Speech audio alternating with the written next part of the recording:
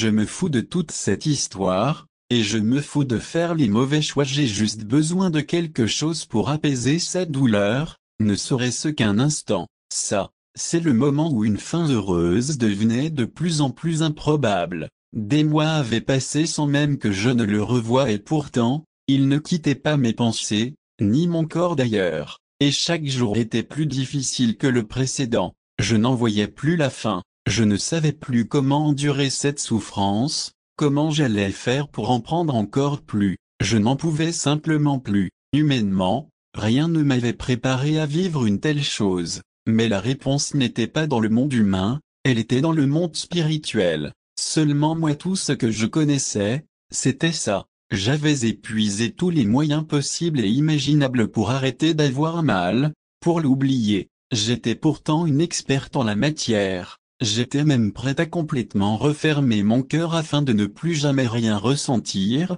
moi qui avais travaillé si fort pour détruire les barrières que j'avais bâties au fil des années. Rien de cela n'avait fonctionné. Donc le seul moyen qu'il me restait était l'autodestruction, en quelque sorte, comme quelqu'un qui a un passé d'alcoolisme ou d'abus de drogue, ce qui n'est pas mon cas je vous rassure, j'étais prête à retourner dans ce qui m'avait presque détruit un jour afin de cesser de souffrir, puisque même ça, c'était bien moins pire que ce que je vivais. Heureusement pour moi, les anges ne m'ont pas laissé faire. Aujourd'hui, je me rappelle comme je pouvais en souffrir. J'en souffre encore, mais j'ai appris à vivre avec.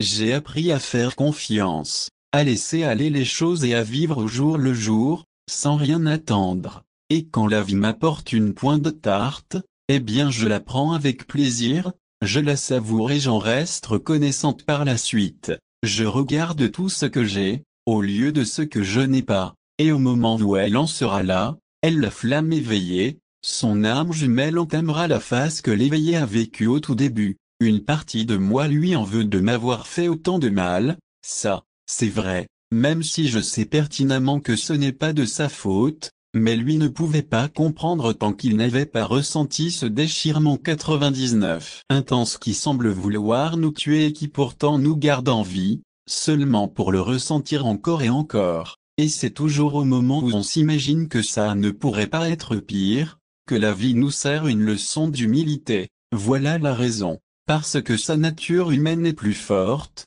et lorsqu'une douleur est vécue, elle entraîne automatiquement de la rancœur envers celui ou celle qui l'a créée. Une fois les rôles inversés, elle est en mesure de comprendre les choix de son âme jumelle, ses décisions, ses peines, différentes des siennes certes, mais pas moins grandes, et son âme jumelle sera en mesure de la comprendre, elle, de comprendre la douleur qui l'a accablée, celle qui l'a fait tant souffrir et qui ne pouvait que provoquer de la colère, un besoin urgent de tout faire cesser, parce que pour entamer une telle relation, elles ne peuvent pas le faire sur de mauvaises bases. Ça ne peut pas être parce qu'elle a à tout prix besoin de faire cesser la douleur, mais bien parce qu'elle désire ce bonheur plus que tout, et pour qu'une relation harmonieuse soit possible,